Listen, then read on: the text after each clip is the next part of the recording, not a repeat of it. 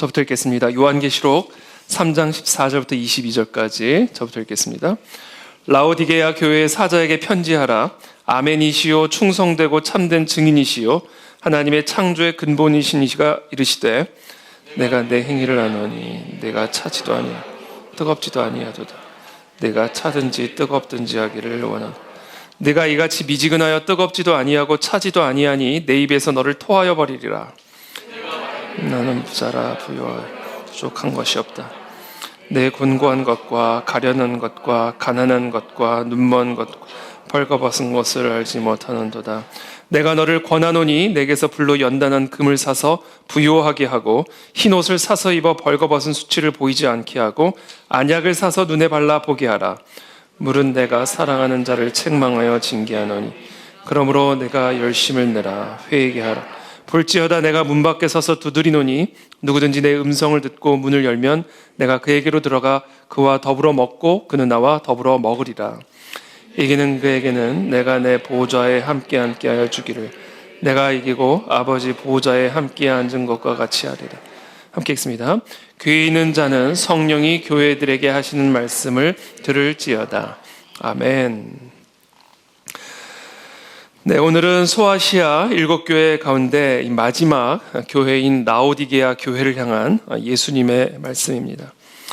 지난 주간 우리가 이미 살펴본 것처럼 각 편지마다 소개되어지고 있는 예수님의 모습과 특징은 그 교회를 향한 예수님의 메시지를 담고 있습니다.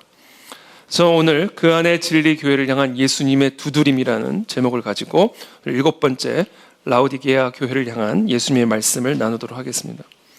자, 라오디게아 교회에게 말씀하고 계시는 예수님은 어떤 분이신가? 14절에 이렇게 소개하고 있습니다. 라오디게아 교회의 사자에게 편지하라. 아멘이시요 충성되고 참된 증인이시요 하나님의 창조의 근본이시니가 이르시되. 자, 예수 그리스도는 누구신가? 첫째, 예수 그리스도는 아멘이십니다. 아멘. 예수님께서 복음서에서 보시면 예수님께서 종종 진실로 진실로 내가 너희에게 이르노니 라는 이런 표현들을 자주 사용하십니다. 이때 진실로 진실로 이 말씀이 헬라어 원어로는 아멘 아멘 내가 너희에게 말하노니입니다. 예수님의 말씀과 약속은 의심할 여지가 없는 진실된 진리라는 것입니다. 그래서 예수님이 말씀하시면 그것이 그대로 진리가 되고 진실이 된다. 그래서 고린도 후서 1장 20절에서 이렇게 말씀하시죠. 하나님의 약속은, 하나님의 말씀은 얼마든지 그리스도 안에서 이해가 되니 그런즉 그로 말미암아 우리가 아멘하여 하나님께 영광을 돌리게 하느니라. 하나님의 말씀은 예수 그리스도로 말미암아 무엇이든지 이해가 된다. 그래서 우리는 예수 그리스도로 말미암아 아멘하여 하나님의 약속이 성취되는 같은 진실된 진리 되신 하나님의 은혜를 누리게 된다. 예수 그리스도는 아멘이시다. 둘째, 예수 그리스도는 충성되고 참된 증인이시다. 자, 무엇에 관한 충성되고 참된 증인이신가? 셋째, 그러니까 예수님은 하나님의 창조의 근본이시다. 즉, 예수 그리스도는 하나님의 창조에 관한 충성되고 참된 증인이십니다. 왜냐하면 예수님은 하나님의 창조의 근본이시기 때문에 태초에 하나님이 천지를 창조하셨을 때 그 모든 것을 직접 보고 목격하시고 또 그리스도로 말미암아 이 모든 창조들이 이루어졌기 때문에 예수 그리스도는 하나님의 창조에 관한 충성되고 참된 증인이시다. 자, 이 세 가지 예수 그리스도에 대한 소개를 종합해 보면 결국 예수 그리스도는 누구신가? 아멘, 즉 진실된 진리 그 자체이시며 하나님의 창조의 근본으로서 창조에 충성되고 참된 증인이시다. 자, 예수님에 대한 이와 같은 소개는 저의 시선을 자연스럽게 요한복음 1장으로 인도했습니다. 왜냐하면 요한복음도 정확하게 이와 같은 방식으로 예수 그리스도를 소개하고 있기 때문에 그렇습니다. 요한복음 1장 1절부터의 말씀이죠. 태초에 아멘이신 말씀이 계시니라. 이 아멘이신 말씀이 하나님과 함께 계셨으니 이 말씀은 곧 하나님이시니라. 그가 태초에 하나님과 함께 계셨고 만물이 그로 말미암아 지은 바 되었으니 그래서 그분이 창조의 근원이 되셨으니 지은 것이 하나도 그가 없이는 된 것이 없으므로 그분은 창조에 참되고 충성된 증인이시다. 그리고 그 안에 생명이 있었으니 이 생명은 사람들의 빛이라. 빛이 있으라 하시니 바로 이 예수 그리스도로 말미암아 그 하나님의 말씀이 아멘 하여 빛이 생겼다. 그리고 그 빛 안에는 생명이 있었다라고 말씀해주고 있습니다.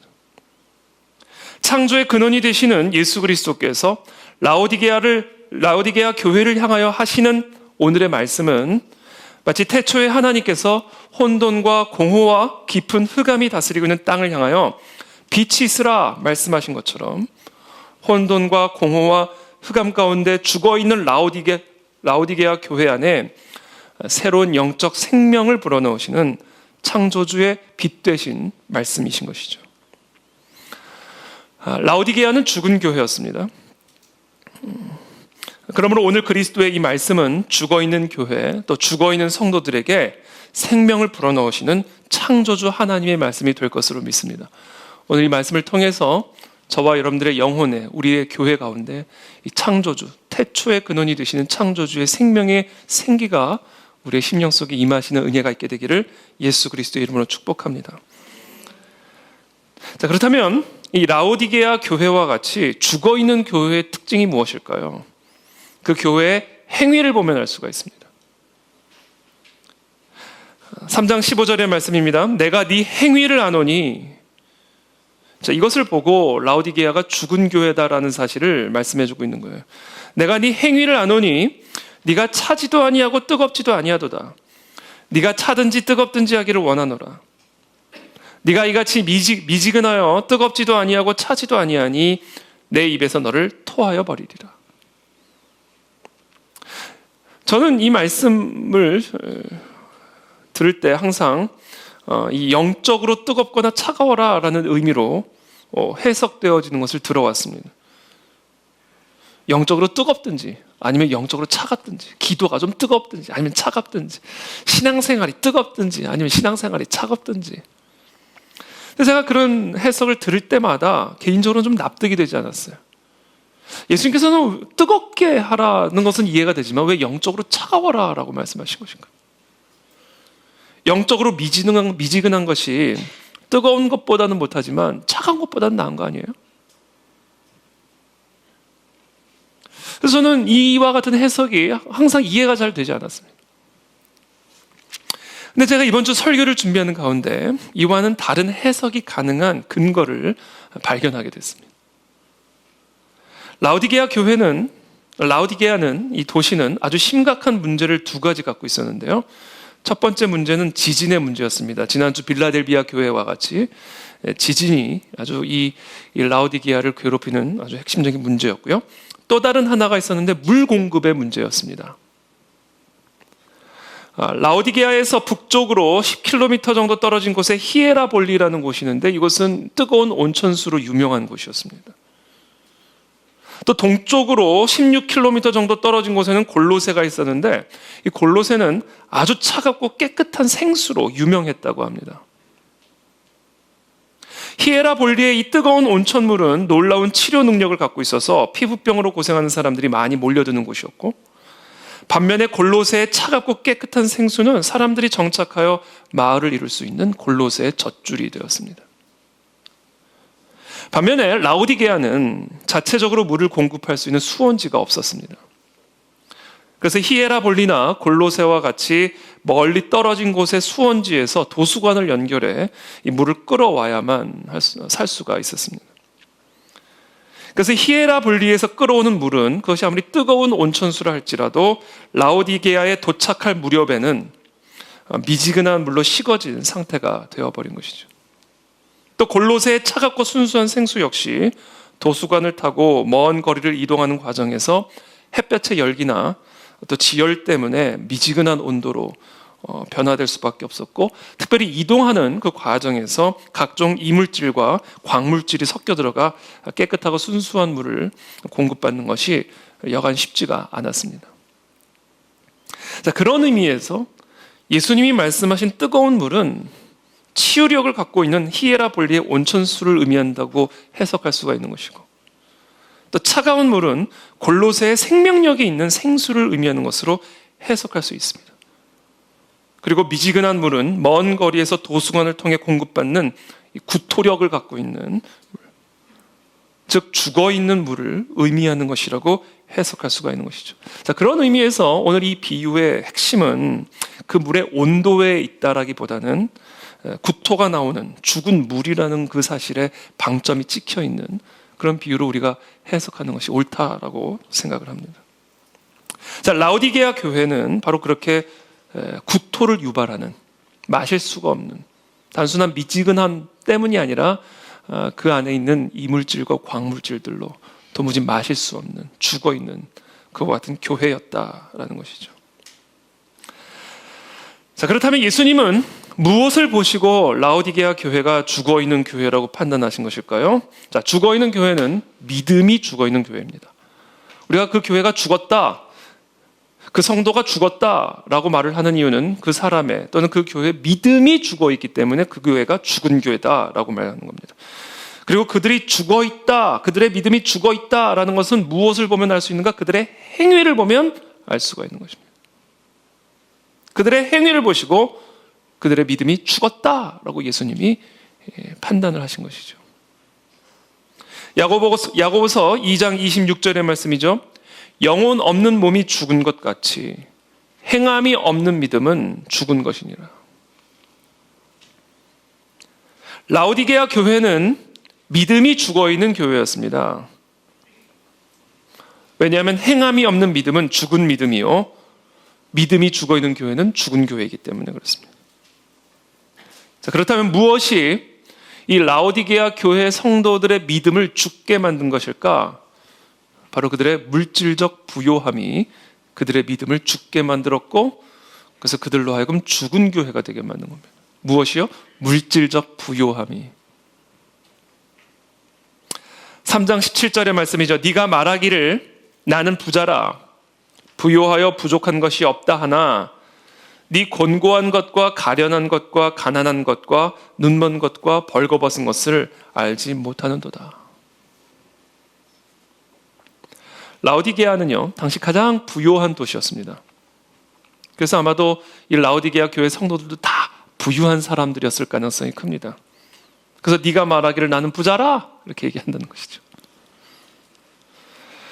주후 60년에 이 라오디게아에 대지진이 발생했는데 그때 도시가 완전히 파괴됐습니다. 그때 로마의 역사가였던 타키투스는 이렇게 기록을 했습니다. 아시아의 가장 유명한 도시인 라오디게아는, 부유한 것으로 가장 유명한 도시였던 라오디게아는 같은 해 지진으로 완전히 파괴되었으나 우리에게서, 즉 로마 제국에게서 구호도 받지 않고 자신의 자력으로 이를 재건했다, 이렇게 기록을 하고 있습니다. 그만큼 라오디게아는 부유한 도시였어요. 또한 라오디게아는 의학적으로 매우 발전된 도시였습니다. 특별히 이 눈의 고약으로 아주 유명한 도시였다고 합니다. 또한 패션의 중심지였습니다. 특별히 고급 양모로 만든 아주 값비싼 의류로 유명한 도시가 바로 라오디게아 도시였습니다. 자, 그런데 라오디게아의 이 같은 물질적인 부요함이 라오디게아 교회를 죽은 교회로 만들어버린 거예요. 왜냐하면 물질적 부요함이 하나님을 믿는 믿음을 죽여버렸기 때문에 그렇습니다. 그래서 그리스도의 몸된 교회가 히에라볼리와 같은 생명력이 있는 교회가 되지 못했고, 또 골로새의 물처럼, 히에라볼리처럼 치유력이 있는 교회가 되지 못했고, 골로새의 물처럼 생명력 있는 그런 교회가 되지 못하고, 미지근한 구토가 나오는 그런 죽어있는 교회가 돼버리고 만 것이죠. 이 부유함, 이 물질적인 부유함이 갖고 있는 가장 치명적인 위험성이 있습니다. 이걸 우리가 반드시 기억해야 합니다. 부유함이 갖고 있는 가장 치명적인 위험성은요, 바로 속임수입니다. 속임수. 네가 말하기를 나는 부자라, 부유하여 부족한 것이 없다 하나, 그러나 사실은 네 곤고한 것과 가련한 것과 가난한 것과 눈먼 것과 벌거벗은 것을 네가 알지 못하는도다. 속고 있다라는 것이죠. 물질적 부요함은 우리로 하여금 우리의 부족함을 느끼지 못하도록 우리를 속입니다. 이게 물질적 부유함이 갖고 있는 치명적인 위험성이에요. 자, 그렇다면 그것이 왜 속이는 것인가? 물질적으로 부유하면 실제로 부족함이 없는 것 아닌가? 자, 그것이 속임수인 이유는 물질적인 부유함이 인간에게 필요한 전부가 아니기 때문에 그렇습니다. 사람은 육적인 존재인 동시에 영적인 존재입니다. 그래서 사람에게는 육적인 필요도 있지만 동시에 영적인 필요가 있습니다. 물질적인 부유함이 우리를 속인다는 것은 무슨 의미인가? 우리가 물질적으로 부유하여 부족함이 없으면 우리에게는 더 이상 어떤 부족함도 어떤 필요도 없다고 생각하도록 만들기 때문에 우리를 속인다라는 것이죠. 사람은 영과 육의 연합체이기 때문에 영과 육의 필요를 가지고 있습니다. 그러나 우리가 반드시 기억해야 할 사실은 육의 필요보다는 영의 필요가 더 우선된다는 사실이에요. 왜냐하면 우리의 육은 흙으로부터 온 것이지만 우리의 영은 영이신 하나님으로부터 말미암은 것이기 때문에 영과 육의 연합체인 인간에게는 영과 육의 필요가 전부 다 있지만 그러나 영의 필요가 육의 필요보다 더 우선된다. 육은 흙으로부터 온 것이지만 우리의 영은 영이신 하나님으로부터 말미암은 것이기 때문에. 그래서 사람의 진정한 힘은 땅의 힘으로 살아가는 육에서 나오는 것이 아니라 하나님으로 살아가는 우리의 영으로부터 나오는 것입니다. 다윗을 보십시오. 삼손을 보십시오. 사람의 지혜는 육에서 나오는 것이 아니라 영에서 나옵니다. 다니엘을 보십시오. 요셉을 보십시오. 사람의 평안, 사람의 소망, 사람의 기쁨, 사람의 사랑, 사람의 행복은 땅의 힘으로 살아가는 육에서 나오는 것이 아니라 하나님으로 살아가는 우리의 영으로 말미암는 것이에요. 그것이 우리의 육으로 흘러들어오는 겁니다. 그래서 예수님이 말씀하시는 거예요. 요한복음 6장 63절에서 살리는 것은 영이니 육은 무익하니라. 살리는 건 영이에요. 육이 아닙니다.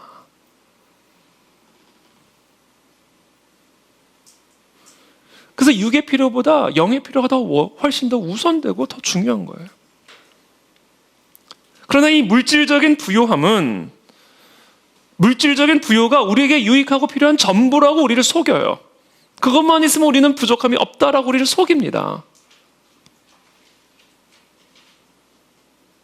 그래서 결국 하나님이 아니라 물질적인 부요함을 믿게 만들어요. 하나님이 아니라 돈을 믿게 만드는 겁니다. 하나님이 주시는 힘이 아니라 빵이 주는 힘만을 믿게 되는 거예요. 이게 물질적 부요함이 우리에게 주는 속임수입니다. 그래서 이 물질적인 부요함이 역설적으로 그 부요한 사람을 가난하게 만드는 것이고 그 물질적인 부요함이 역설적으로 그 화려한 사람을 곤고하고 수치스럽게 만드는 것이고 이 모든 것이 바로 다 물질적인 부요함이 갖고 있는 속임수 때문에 그렇다. 여러분, 태초에 사탄 마귀가 어떻게 아담과 하와를 속였습니까? 여자가 그 나무를 본즉 먹음직도 하고 보암직도 하고 지혜롭게 할 만큼 탐스럽기도 한 나무인지라 그것을 먹으면 너도 하나님처럼 될 수 있다. 바로 이것이 이 물질적 부유함을 통해서 우리에게 속삭이는 사탄 마귀의 속임수예요. 눈에 보기에 좋고 지혜롭게 할 만큼 탐스러워 보이는 그 나무를 먹게 하기 위해서 하나님을 떠나게 만드는 겁니다. 그래서 이 부요한 라오디게아 교인들은 반드시 기억해야만 했었습니다. 사람이 떡으로만 살 것이 아니요 하나님의 입으로부터 나오는 하나님의 말씀으로 살아야 한다라는 사실을 이 라오디게아 교회, 이 부유한 이 교인들이 반드시 기억해야만 했다.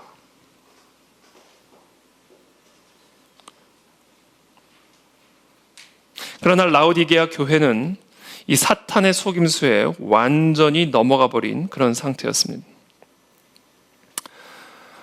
그래서 오늘 예수님은 3장 18절에 이어서 다음과 같이 권면을 합니다.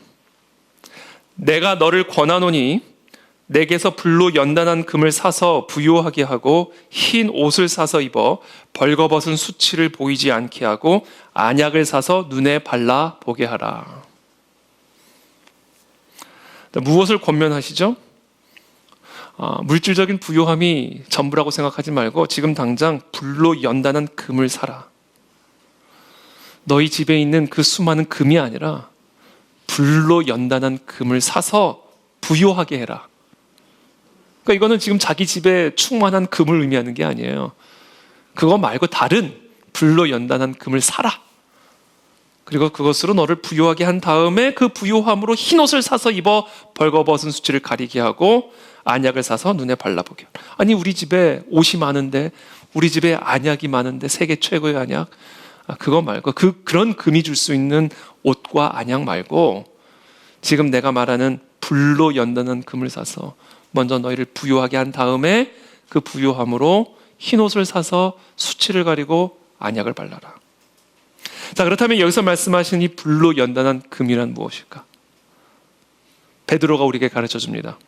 베드로전서 1장 7절, 너희 믿음의 확실함은 불로 연단하여도 없어질 금보다 더 귀하여 예수 그리스도께서 나타나실 때 칭찬과 영광과 존귀를 얻게 할 것이니라. 지금 여기서 요한계시록에서 예수님이 말씀하신 이 불로 연단한 금이라는 것은요, 확실한 믿음을 의미하는 거예요. 이게 우리를 부요하게 만든다라는 겁니다.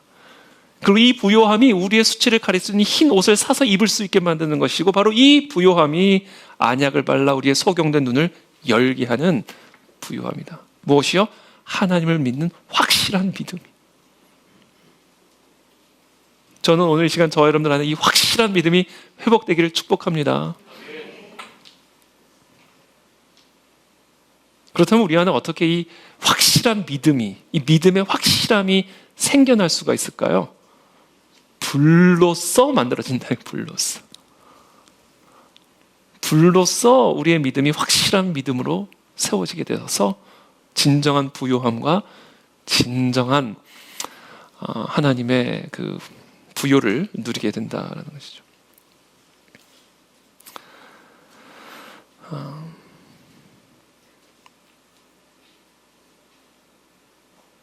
그것이 바로 욥의 메시지입니다.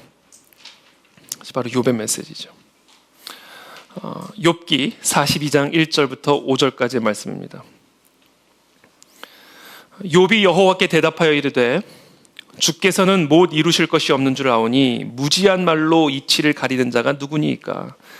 나는 깨닫지도 못할 일을 말하였고 스스로 알 수도 없고 헤아리기도 어려운 일을 말하였나이다. 내가 주께 대하여 귀로 듣기만 하였사오나 이제는 눈으로 주를 배웁나이다. 그러므로 내가 스스로 거두어드리고 티끌과 제 가운데에서 회개하나이다. 자, 욥에게 임한 이 시험, 이 환난과 이 불같은 연단을 통해서 욥에게 주어진 게 뭐예요? 놀라운 안약을 얻게 된 겁니다. 예전에는 귀로만 들었던 하나님을 이제는 눈으로 보게 되는 것이죠. 그리고 그 눈으로 하나님을 만나게 되는 순간 내 안에 진정한 부요함이 무엇인지를, 진정으로 나의 수치를 가리는 것이 무엇인지를 깨닫게 되었고, 그래서 그 전에, 그것을 알고 깨닫기 전에 자신이 내뱉었던 그 모든 말들을 내가 정말 부끄러워서 죄를 뒤집어 쓰고 회개하겠나이다. 여러분, 이와 같은 확실한 믿음과 확실한 신앙을 갖게 만드는 것이 바로 여러분 하나님의 징계입니다. 징계.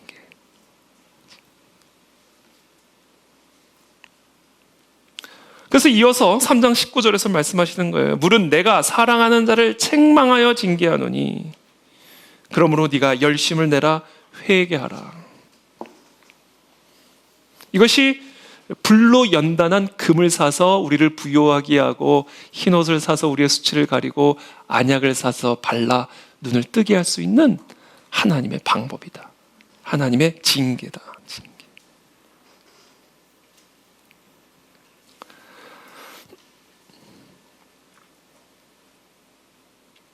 여러분, 물질적으로 부유한 사람은 자신에게 부족함이 없다라고 생각하기 때문에 하나님을 필요로 하지 않습니다. 마치 배부른 사람이 음식 쳐다보듯이 물질적으로 부유한 사람은 하나님을 그렇게 바라봅니다.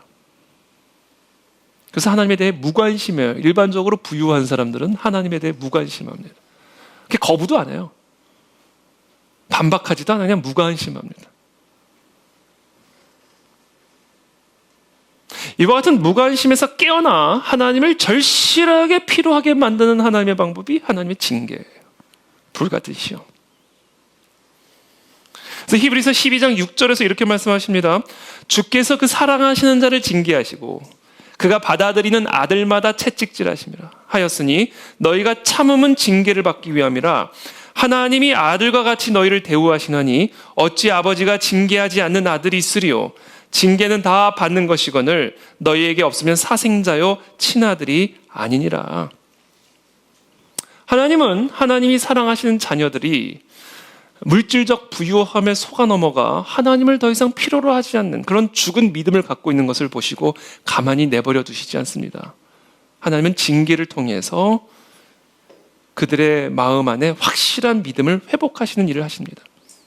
그게 바로 하나님의 징계다. 지금 이 히브리서 12장에서 우리가 반드시 기억해야 할 중요한 말씀이 있는데, 하나님은 하나님이 사랑하시는 하나님의 자녀만을 징계하십니다. 이걸 우리가 반드시 기억해야 돼요. 하나님은 아무나 징계하시는 게 아니에요. 하나님이 사랑하시는 하나님의 자녀만을 징계하십니다. 그러므로 저와 여러분들의 삶에 하나님의 징계가 있다면 그것은 감사하셔야 될 일이에요. 왜냐하면 그것이 하나님이 나를 사랑하는 하나님의 자녀로 여기신다는 증거이기 때문에 그렇습니다. 근데 이것은 아주 의미심장한 의미를 동시에 담고 있습니다. 왜냐하면 이것은 우리가 징계를 받지 않으면 우리가 하나님의 자녀가 될 수 없다라는 것을 의미하기도 하기 때문에 그래요.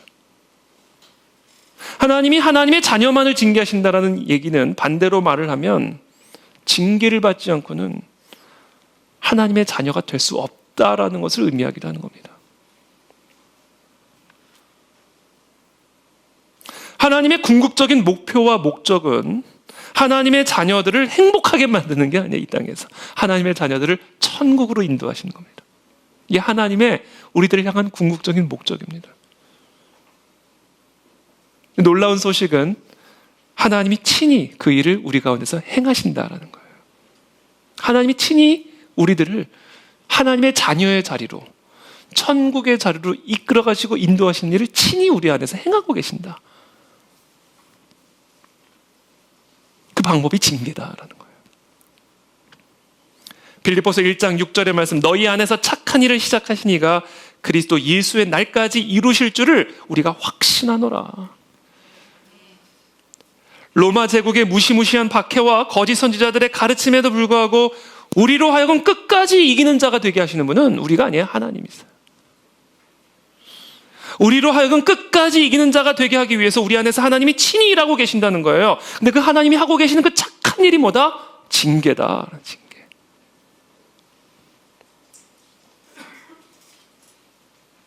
여러분, 제가 지난 몇 주간 계속해서 강조했듯이 우리는 오직 그리스도의 대속의 은혜를 믿는 믿음으로만 의롭다함을 받을 수가 있습니다.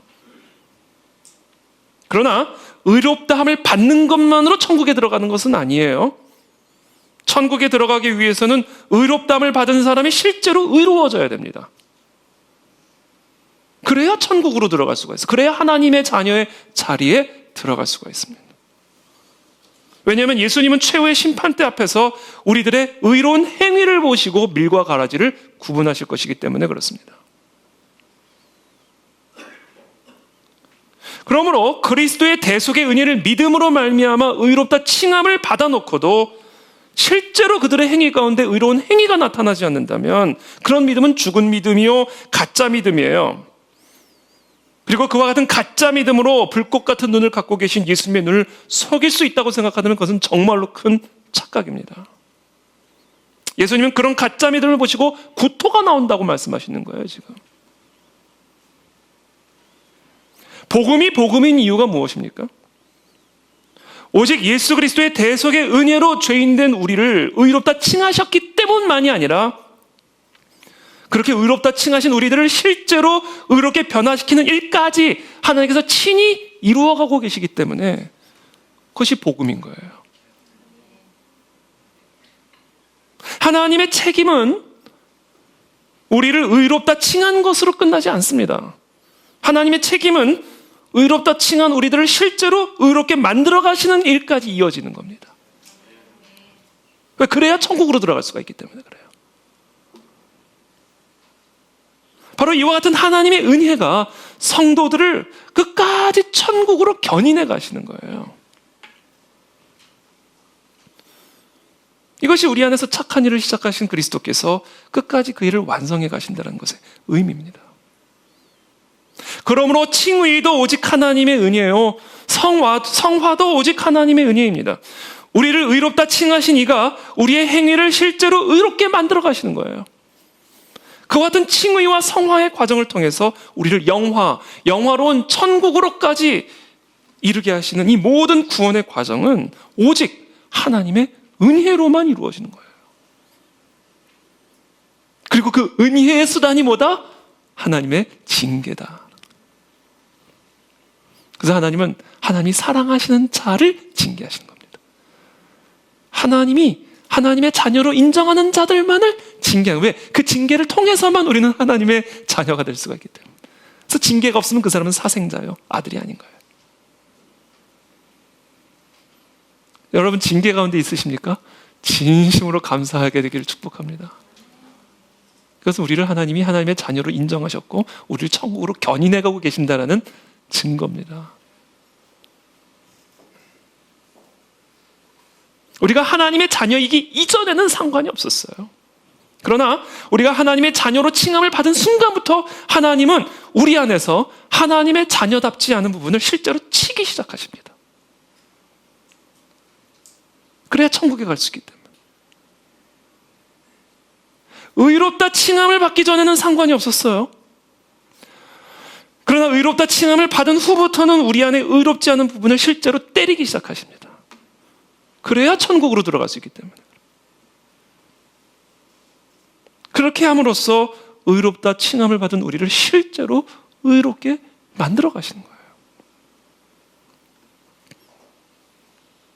그러므로 우리가 하나님 아버지의 말씀을 듣고도 주여 주여 하면서도 주의 뜻대로 행하지 않을 때 우리의 삶에 어려움이 생기는 것은 너무나 당연한 일, 놀랄 일이 전혀 아니에요. 하나님의 자녀이기 때문에 징계가 필요한 것이지 하나님의 자녀가 아니면 징계도 필요 없어요. 내버려 두십니다. 사도 바울이 로마서에서 말씀하시잖아요. 그러므로 하나님께서 그들을 마음의 정욕대로 더러움에 뭐했다? 내버려 두사. 그들의 몸을 서로 욕되게 하게 하셨다. 가장 무서운 저주죠. 그래서 여러분, 하나님의 자녀들은요, 살면서 계속 징계를 경험합니다. 그 징계가 우리를 끝까지 천국으로 견인해가는 견인차 역할을 하는 겁니다. 이 징계가.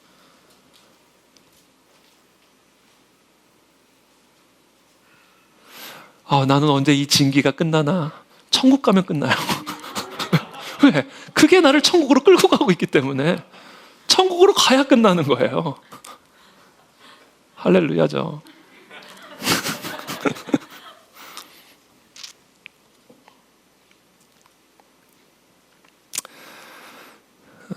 그리스도인의 삶에서 여러분 가장 중요한 거는요, 우리에게 일어나는 모든 일에는 하나님의 뜻이 있다라는 것입니다. 우연히 일어나는 일은 하나도 없어요. 참새 한 마리도 하나님의 허락 없이는 떨어질 수가 없는 겁니다. 우리에게 일어나는 모든 일은요, 칭의를 받은 우리의 성화를 위함입니다. 왜? 칭의 없는 성화가 있을 수 없고 성화 없는 칭의는 있을 수 없기 때문에. 데살로니가 전서에서 말씀하시죠. 하나님의 뜻은 이것이니 너희의 거룩함이라. 우리를 향하신 하나님의 뜻은 우리의 거룩이에요. 그렇기 때문에 바로 이와 같은 하나님의 뜻을 해석의 기준으로 삼고 우리에게 일어나는 모든 상황을 관찰하면서 질문을 던지면서 하나님이 내게 주시는 메시지를 받아야 됩니다.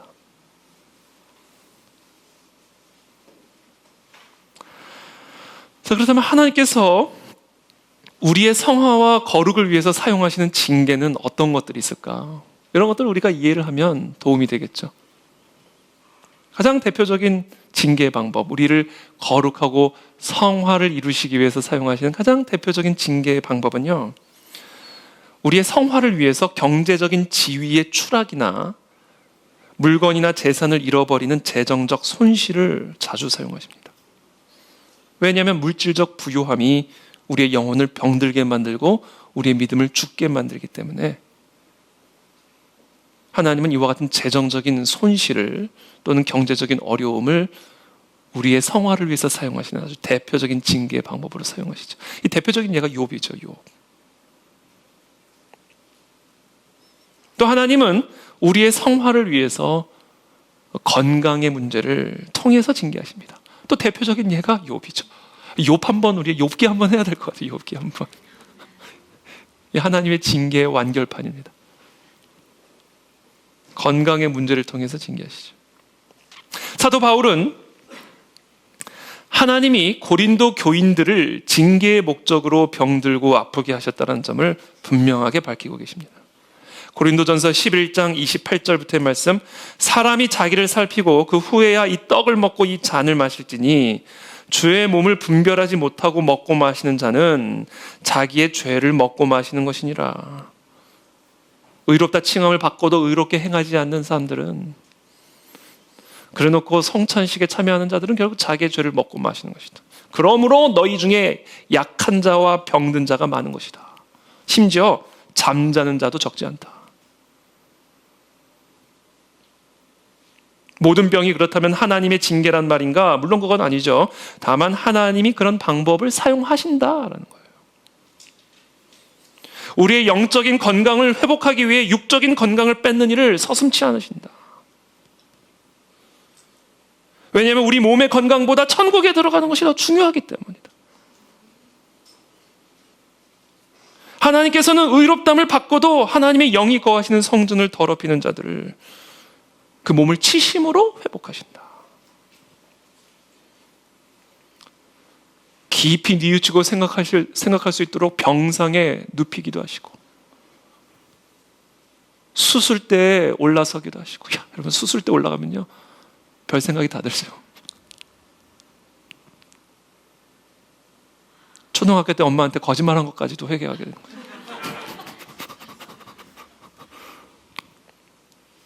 심지어 사선 앞에도 세우십니다. 그래서 사도 바울은 죽음까지 징계의 도구로 사용하신다. 이렇게 말씀합니다. 죽음까지. 잠자는 자도 적지 않다.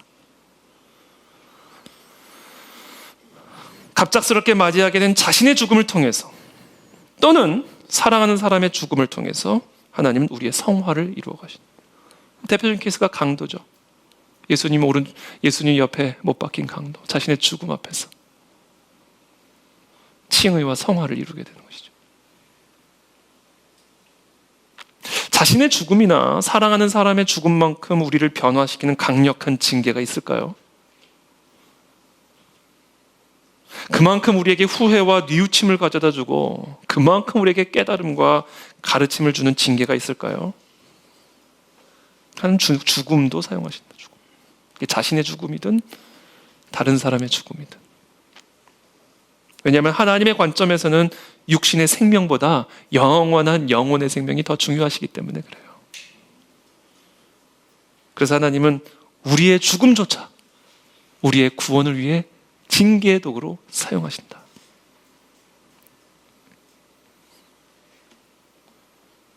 또 다른 방법이 있죠. 여러 가지가 있어요. 성경에 나타나는 여러 가지 방법이 있죠. 하나님의 침묵입니다. 침묵. 호세아서 5장 15절의 말씀, 그들이 그 죄를 뉘우치고 내 얼굴을 구하기까지 내가 내 곳으로 돌아가리라. 돌아갈 거다는 거예요. 나타나지 않을 거다. 그들이 고난받을 때 나를 간절히 구하리라. 그래서 그들이 고난을 받을 때 나를 간절히 찾게 될 거다.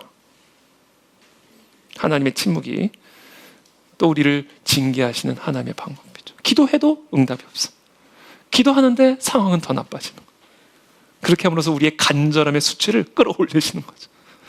그렇게 하여 우리의 믿음을 회복하시고 우리의 죄를 회개하게 하시는.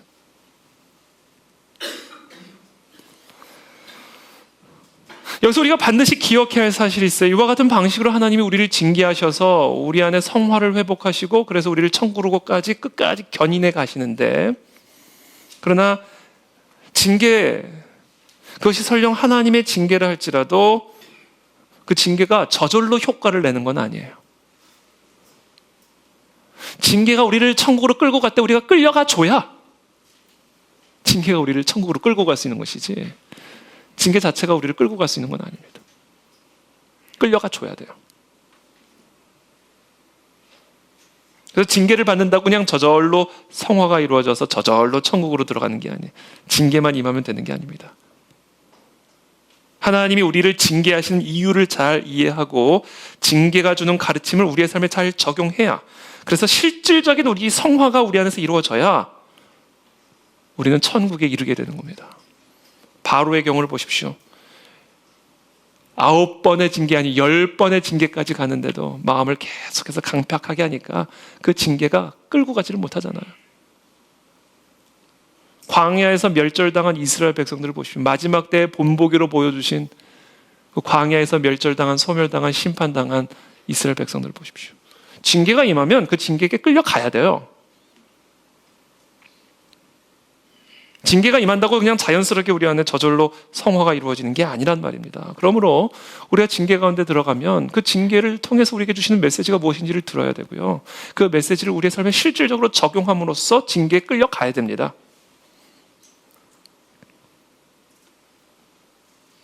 그런 의미에서 이 징계에 대한 우리의 잘못된 반응을 매우 경계해야 됩니다.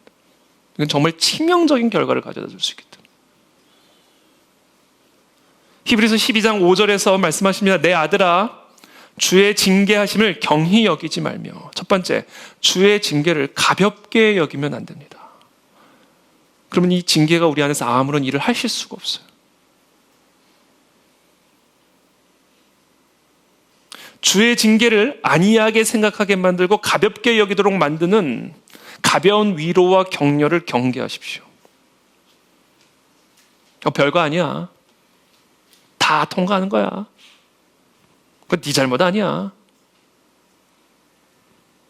위로한다고 하는 이와 같은, 주의 징계를 가볍게 여기게 만드는 이와 같은 가벼운 격려와 위로를 경계해야 됩니다. 별거 아닌 게 아니기 때문에 그렇죠. 그 일을 곰곰이 따져보고 살펴보며 그 징계로 말미암아 나의 마음이, 나의 삶이, 내 생각이 영향을 받게 하기보다는 힘껏 떨쳐내고 그냥 웃어 넘기려고 하는 태도, 시간이 지나면 없어지겠지.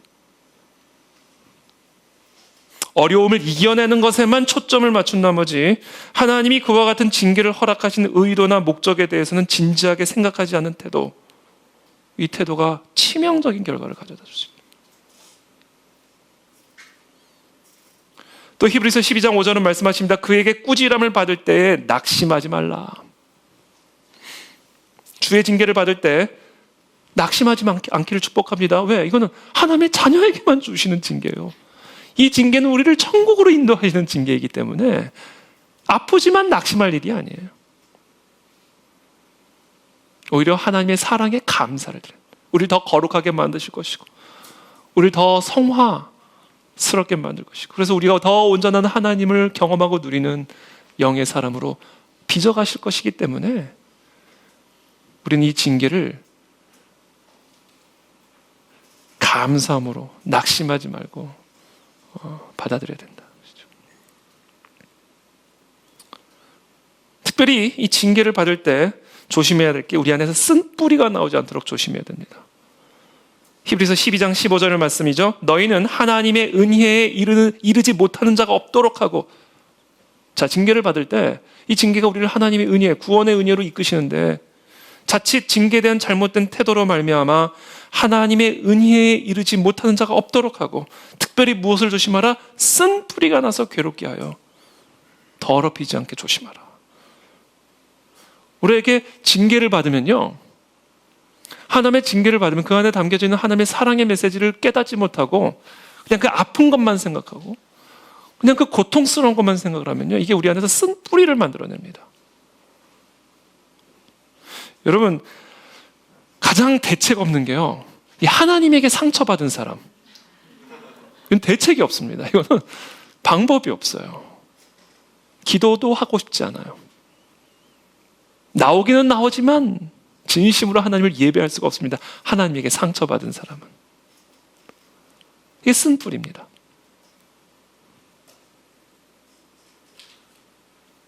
그래서 그것을 조심해야 된다. 그 안에 사랑이 있고 그 안에 은혜가 있다는 거죠. 그것을 굳건하게 잡아야 된다는 겁니다. 징계는 저절로 효과를 내지 않아요.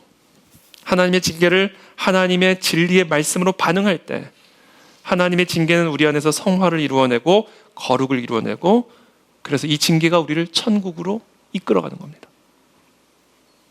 그래서 3장 20절에서 계시록 3장 20절에서 이어서 예수님을 말씀하십니다. 볼지어다 내가 문 밖에 서서 두드리노니 누구든지 내 음성을 듣고 문을 열면 하나님의 말씀을 듣고 문을 열어라. 이와 같은 징계의 순간에 이 징계 안에 담겨져 있는 하나님의 사랑의 메시지를 기억하고 하나님의 말씀의 문을 열어라. 그러면 내가 그에게로 들어가 그와 더불어 먹고 그는 나와 더불어 먹으리라. 그리스도의 음성, 이 징계의 순간에, 이 징계의 때에, 이 징계의 과정에서 그리스도의 음성, 그리스도의 말씀을 듣고 그 말씀이 내 안에 들어와 나의 삶을 다스리도록 내 삶의 문을 열어드릴 때 그리스도께서는 내 삶에 들어오셔서 우리 안에서 시작하신 그 착한 일을 구원의 완성을 이루어 가실 수가 있다. 자, 그런 의미에서 하나님이 우리를 징계하시는 궁극적인 목적, 우리를 성화의 단계로, 그래서 구원의 단계로 이끌어 가시는 그 하나님의 궁극적인 목적은요, 결국 우리를 하나님의 말씀으로 살아가게 하기 위함입니다. 신명기 8장 2절의 말씀이죠. 내 하나님 여호와께서 이 40년 동안에 네게 광야 길을 걷게 하신 것을 기억하라. 이는 너를 낮추시며 너를 시험하사 내 마음이 어떠한지 그 명령을 지키는지 지키지 않는지 알려 하심이라. 너를 낮추시며 너를 줄이게 하시며 또 너도 알지 못하며 네 조상들도 알지 못하던 만나를 네게 먹이신 것은 사람이 떡으로만 사는 것이 아니요 여호와의 입에서 나오는 모든 말씀으로 사는 줄을 네가 알게 하려 하심이라. 그러므로 이와 같은 징계를 만나거든 너희의 마음의 문을 열어 하나님의 음성을 받아들여라. 그리고 그와 더불어 먹고 산다. 즉 하나님의 말씀대로 행하여 사는 법을 배워라. 이 일을 위해서 예수님이 무슨 일을 하신다고요? 문 밖에 서서 문을 두드리신다고요. 이 문 밖에 서서 문을 두드리는 이게 징계입니다. 야고보서 5장 9절에 보면 보라 심판주가 문 밖에 서 계시느니라. 지금 요한계시록 이 3장 20절에서 문 밖에 서서 두드리고 계시는 예수님은 심판자예요. 징계입니다. 징계. 우리의 의롭지 않음을, 우리의 의롭지 않은 행위를 심판하고 징계하시는 두드림인 겁니다. 그런데 여러분 여기서 우리가 반드시 기억해야 할 게 이 심판주께서 두드리고 계신 이 징계, 이 소리, 하나님의 음성을 들어라, 하나님의 말씀을 받아들여라, 그래서 그 말씀대로 사는 법을 배워라 라는 이 메시지를 주기 위해서 두드리고 계신 심판주의 두드림은 위협이라기보다는 간절한 사랑의 호소로 받아들여야 된다.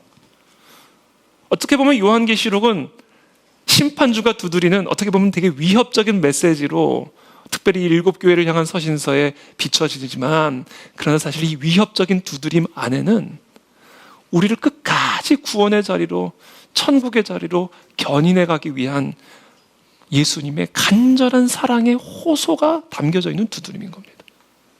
그 간절한 사랑 때문에 주시는 위협이에요. 시험이고 시련이고 징계인 겁니다. 그래서 우리는 이 문 밖에 서서 두드리시는 이 심판자의 이 모습을요, 솔로몬이 그 사랑하는 자의 집 문 앞에 서서 그 여자에게 문을 두드리는 그 정면과 반드시 연결지어서 묵상해야 됩니다. 아가서 5장 2절의 말씀이죠.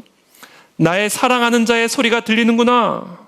문을 두드려 이르기를 나의 누이, 나의 사랑, 나의 비둘기, 나의 완전한 자야 문을 열어다오. 이와 같은 위협적인 심판자의 두드림 안에는 바로 이와 같이 사랑하는 자신의 연인을 향한 간절한 호소가 담겨져 있는, 이와 같은 사랑의 호소가 담겨져 있는 두드림이기도 하다라는 거. 그게 본질이다. 본질. 우리는 이 연인이신 그리스도께서 사랑하는 자신의 자녀들의 문을 두드리고 서 있는 그 모습에서 우리는 세 가지를 발견하게 됩니다. 첫 번째, 우리는 그리스도의 호소를 발견하게 되죠. 문을 두드려 이르기를. 호소의 호소. 두 번째, 우리는 그리스도의 제안을 발견하죠. 문을 열어다오. 세 번째, 우리는 인간의 책임을 보게 됩니다. 열어줘야 들어가는 거예요. 열지 않으면 들어갈 수가 없는 거예요. 그래서 긴급한 두드림이 있는 거예요. 그래서 위협적인 두드림이 있는 거예요. 열어줘야 들어갈 수가 있고, 들어가야 천국으로 견인해 갈 수 있기 때문에. 이 긴급한 두드림을 통해 간곡한 사랑의 호소를 하고 계시는 겁니다.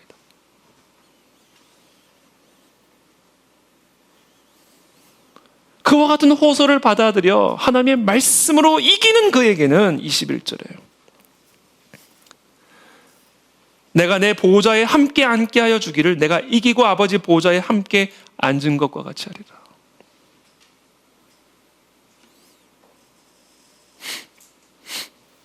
이게 바로 일곱 교회를 향한 예수님의 모든 일곱 편지의 궁극적인 단 하나의 유일한 메시지. 모양은 다르고 어조도 다르고 표현하는 방식도 다 달랐지만 사실 결국 이 일곱 교회를 향한 예수님의 메시지는 하나의 메시지. 이기게 하기 위한, 끝까지 이겨 천국의 자리에 들어가게 하기 위한 긴급한 두드림이 있는 간곡한 호소의 말씀이다.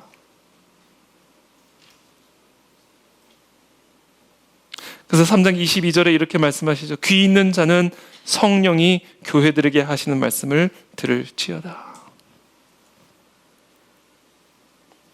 이건 우리가 어떻게 받아들여야 될까? 이 모든 게 다 너에게 하는 말이다.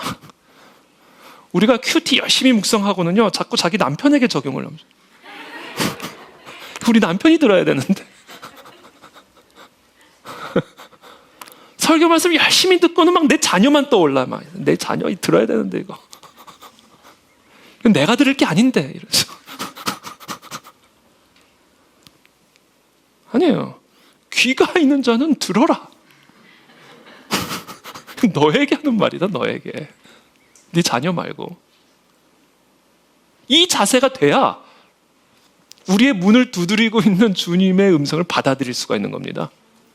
자꾸 딴집 가서 두드리라고 그러시면 안 되는 거예요. 내 문을 두드리고 계시는데 자꾸 내 자녀 문 두드리라고 말씀하시면 안 되는 거예요. 내 문을 두드리고 계시니까 내 문을 열어야 되는 거예요. 이게 우리가 징계를 통해서 끝까지 천국의 자리로 견인 당할 수 있는 원리입니다. 이 모든 말은 다 너에게 하는 말이다. 그래서 제가 이번 일곱 교회를 향한 메시지를 의도적으로 다 그 안에 진리 교회를 향한 메시지 시리즈로 간 겁니다. 그러니까 우리 교회에게 하시는 말씀이에요. 빌라델비아 교회가 아니라 지금 있지도 않은 우리에게 하시는 말씀, 나에게 하시는 말씀.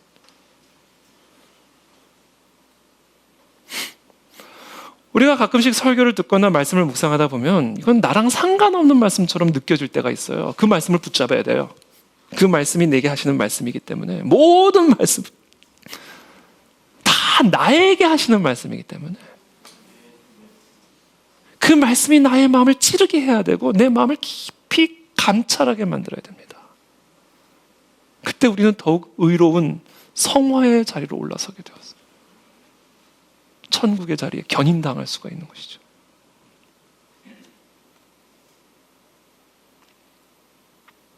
저는 그렇게 이기는 자가 다 되시길 축복합니다. 그리고 이와 같이 이기는 자는 바로 그리스도의 말씀 앞에 나의 문을 여는 것에서부터 시작이 됩니다. 우리의 닫힌 귀가 열리는 것에서부터 시작이 됩니다. 이것이 바로 이 일곱 교회를 향한 예수님의 공통된 메시지입니다. 그런 은혜가 저와 여러분들 모두에게 있게 되기를 예수님의 이름으로 축복합니다. 기도하며 나가겠습니다.